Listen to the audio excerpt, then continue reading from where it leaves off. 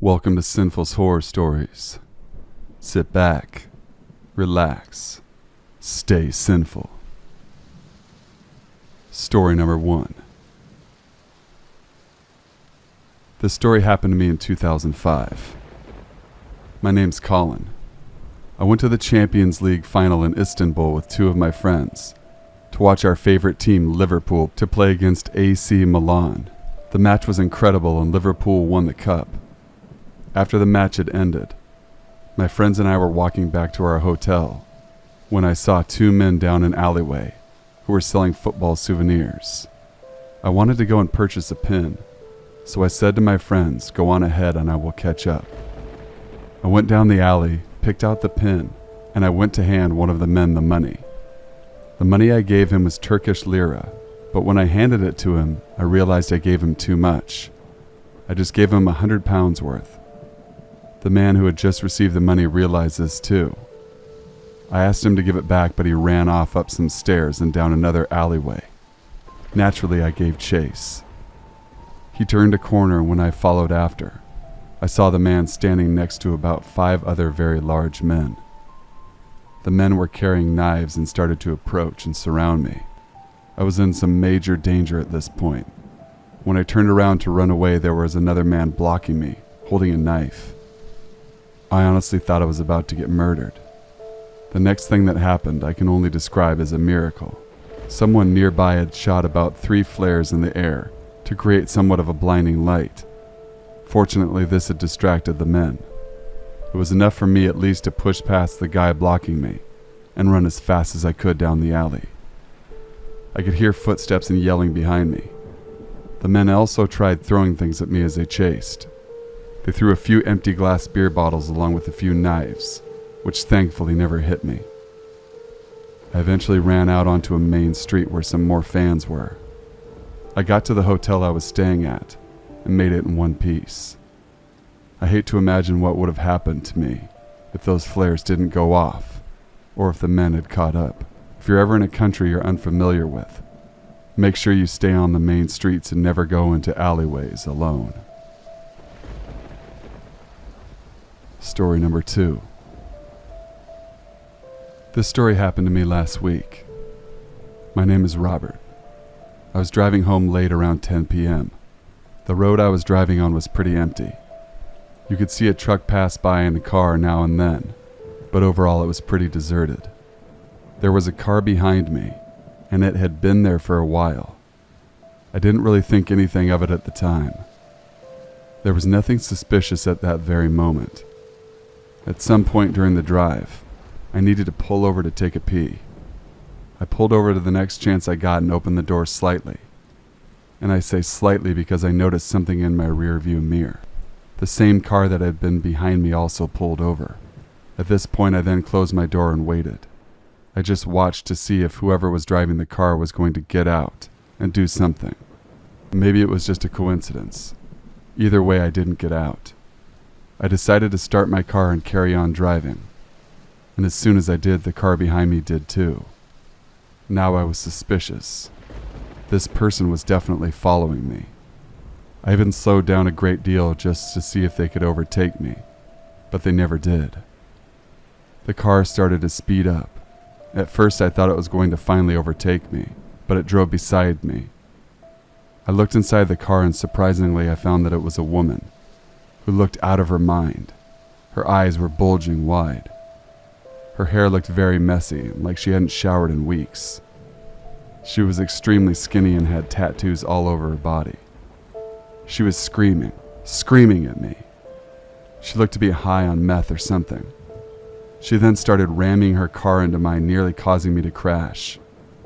The next thing she did was so terrifying. She pulled out some kind of handgun and started pointing it in my direction. She didn't fire any shots, or at least get the chance to, because I slammed on the brakes as soon as I noticed a gun and realized that this crazy woman might actually shoot me. As soon as I slammed on my brakes, the woman lost control and crashed into a rail. I accelerated and drove straight past the woman's car as fast as I could. I thought she might be dead after the crash, but that thought was quickly forgotten as the next thing I heard in the distance was screaming and gunshots. The crazy woman who tried to kill me was still alive. Story number 3. This happened when I was 10 years old. My dad was working abroad, so it was just my mom, sister, brother, and myself living in a rural area. One night around midnight, someone started pounding on our door. We lived in a very safe place, so no one locked their doors. But since my dad wasn't around, my mom was a bit paranoid and always made sure that the doors were locked for the night. She went to the door and without opening it asked who was there. Some guy replied saying he was coming back from a party, was trying to walk to town, and got lost and if she could let him in. My mom said that he was walking in the wrong direction because he was walking away from town and pretty much gave him directions how to get there, but he still kept saying he was lost and to please let him in. At this point, my older brother screamed across the house to ask my mom what was going on. When the guy heard my brother, he literally took off running. We could literally hear heavy footsteps.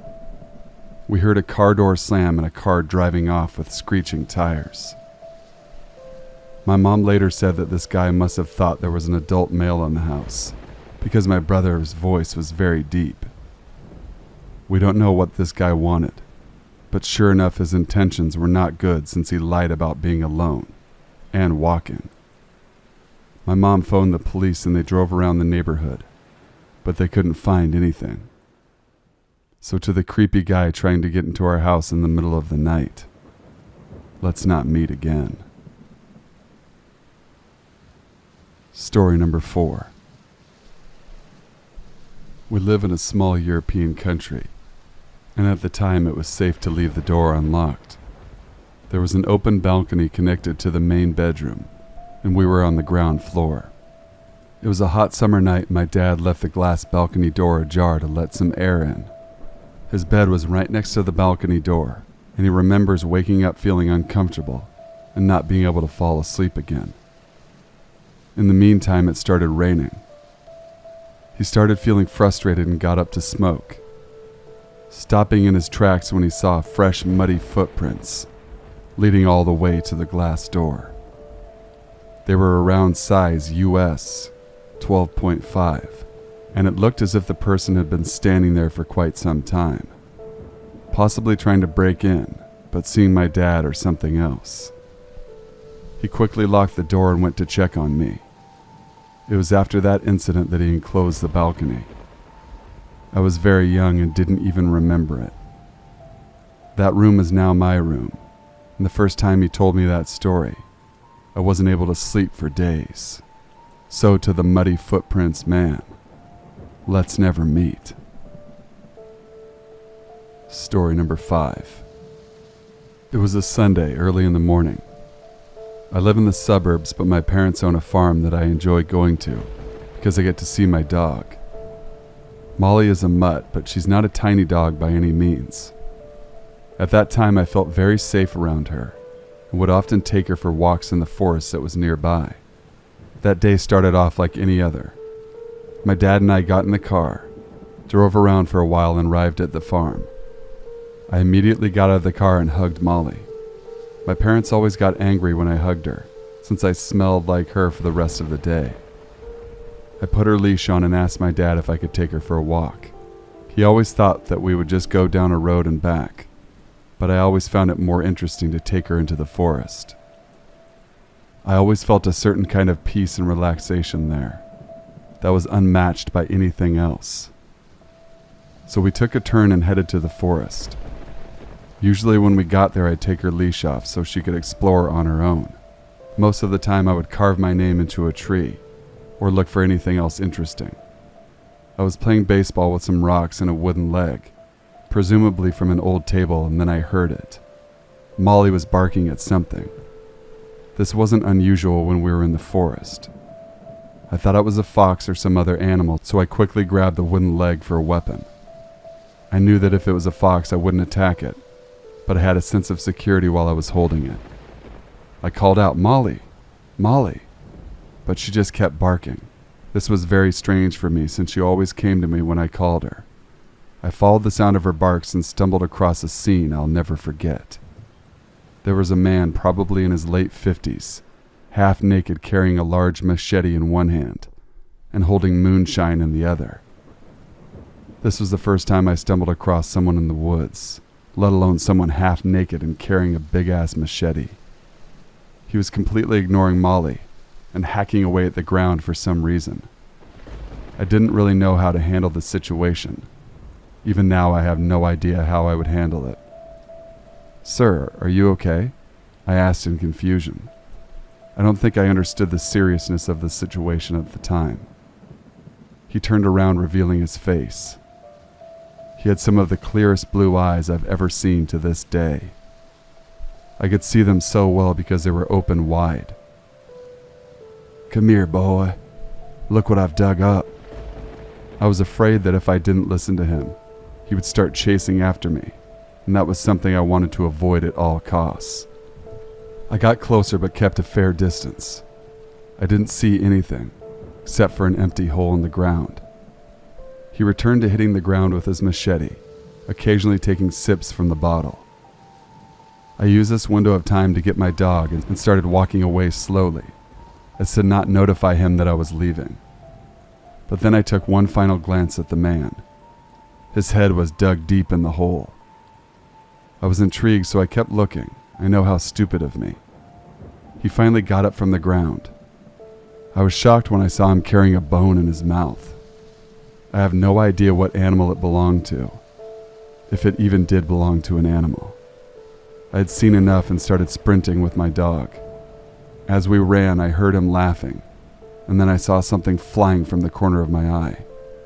It was that damn machete. I heard him yell, "Damn it!" This made me run even faster. I know the forest very well, so I wasn't afraid of getting lost.